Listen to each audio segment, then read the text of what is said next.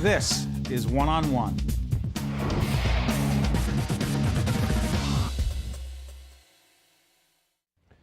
There he is, our good friend Joe Roth, President and Chief Executive Officer, New Jersey Organ and Tissue Sharing Network. Good to see you, Joe. Good to see you, Steve. Every time you're here, we learn something new. And by the way, what you need to learn is on the website, you're going to see, get rid of my name, you don't need to see that.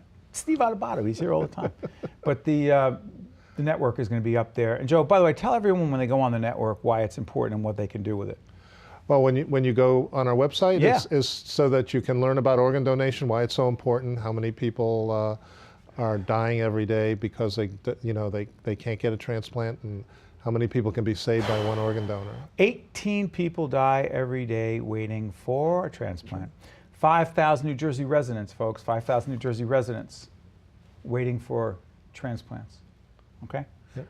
One organ donor, get this, folks, one organ donor can save up to 8 lives. Correct. And enhance up to 50 lives. Put that in context and explain it to us, Joe. Well, the enhancing side is when they can become a tissue donor. So you can donate eyes, skin, heart valves, bone that gets processed into orthopedic products. So up to 50 different products can be developed from one tissue donor. So that's how people can have their lives enhanced. So if you need a new ACL, for instance, you blew out your knee, that comes many times that comes from a deceased tissue donor. If you're having spinal surgery, sometimes the product that they use to fuse your spine comes from donor bone. Dental work is, they use crushed bone to help the implants stick for hip replacements, knee replacements, and so on and so forth. A lot of that comes from processed tissue. It's interesting. The last time you joined us, I guess about 1.5 years ago, we have a long-term commitment to working with Joe on trying to promote organ donation. And again, I have my license. I've got the information on my card that says, okay, I'm going to do the right. I'm not saying that for any other reason other than to say it's easy to do. Put that into context for folks. One, they can go on the website and they can get more information. But two, put it in context with your driver's license. Well, the driver's license is a nice vehicle for us to get people to register their wishes. What do? You go you license. You go on site. Either you go to the MVC agency, or you go on site on the online site. That's the Motor Vehicle Agency. Correct, the Motor Vehicle Commission Agency, and you register your wishes to be an organ donor, and that's tantamount to consenting to be an organ donor, so that your family will know your wish has already been made, and it'll be there. We can look it up and then tell the hospital when, God forbid, a tragic accident. And so there's no debate later on. It makes that a lot easier. There's very little debate. What have we found since the last time you were with us? What has changed since the last time you were with us, Joe, in terms of public response? Have you seen a spike? Have you seen more people saying, yes, I want to do this? Well, we've seen an increase in the number of people on the Motor Vehicle Commission donor registry. It's gone from about 25% to almost 34%. It's still not enough from our perspective. We certainly want it. We'd like to see it at least 50%. What's standing in the way of us at least getting to 50? What are the Go ahead. Let's go right. Every time you're here, we talk about misconceptions. I still can't believe there are as many, or what they are still blow me away as well. What are the misconceptions still out there about organ donation? I think they're still the same that have always been out there. First and foremost is religious beliefs. There are people who feel that their religion won't allow them to become organ donors, and yet there's no major religion who says, no, that's not true. All major religions advocate donation as a charitable process and a charitable gift. Right. So that's the biggest one we hear.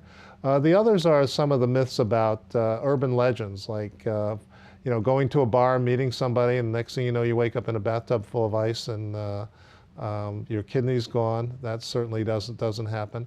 And then the one about when I come to the hospital, and if they know I'm going to be an organ donor, they're not going to treat me aggressively. They'll just treat me so I can become an organ donor. No history of that, Joe? None at all. None at all. Not the least bit.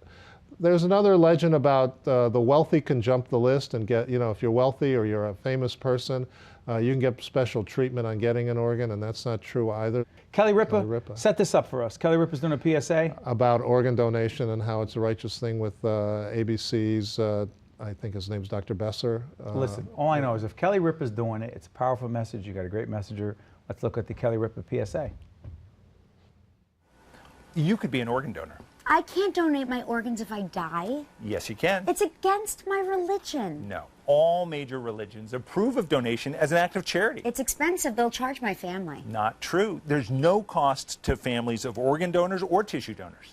Doctors won't try to save my life if they know I'm a donor. That's not true. They're not even part of the organ donation team. The whole idea is to go after the myths, the misconceptions, right? And it's, you know, no matter, it's the spirit that goes to heaven, it's not the body. So if you can do good with your body when something tragic befalls you and you can't survive, then why not do it? It's a righteous thing. That's the thing. And that's what we try to explain to people. And we're getting more traction with that message, but there's still a lot, you know, we have a very diverse community here in New Jersey, which requires us to address a whole lot of different ethnic groups and religious groups. By the way, folks, put up the website again one more time as I asked Joe this question. Deal with the question of how you move up the donor list, or the list to get an organ. The recipient a lot list? Of myths, yeah. Hey, listen, I know the right people. I moved up to the top. Doesn't happen. The allocation system has been designed to allocate the organs to the person who needs it the most. And so besides having to match blood type, and sometimes it's time waiting, your physical status, the sicker you get, the faster you move up the list, especially with you know, organs other than kidneys. Kidneys are still a little more complicated. Right. But it's the person who's sickest gets the organ. You're a nonprofit. We are a Where's all your money not-for-profit. come from? Well, we do get reimbursed for our services from the centers that receive the organs. We also raise money through our Sharing Network Foundation, That's right. which provides grants to us for public education efforts and programs. And how about individuals who want to support you? Well, that's how we do it. Is if anybody wants to support us, you can go to our website. We've had it up the whole time. By the way, you can get more information or you can contribute. It's an important organization. Joe Roth, President and Chief Executive Officer of the New Jersey Organ and Tissue Sharing Network. Every time you're with us, we learn something new. We're proud to be your partner in this effort. Thank you, Joe. Thank you very much, Steve. We appreciate it. Good stuff. Thank That you. was great. Thank you. One-on-One with Steve Adubato has been a production of the Caucus Educational Corporation, celebrating 25 years of broadcast excellence.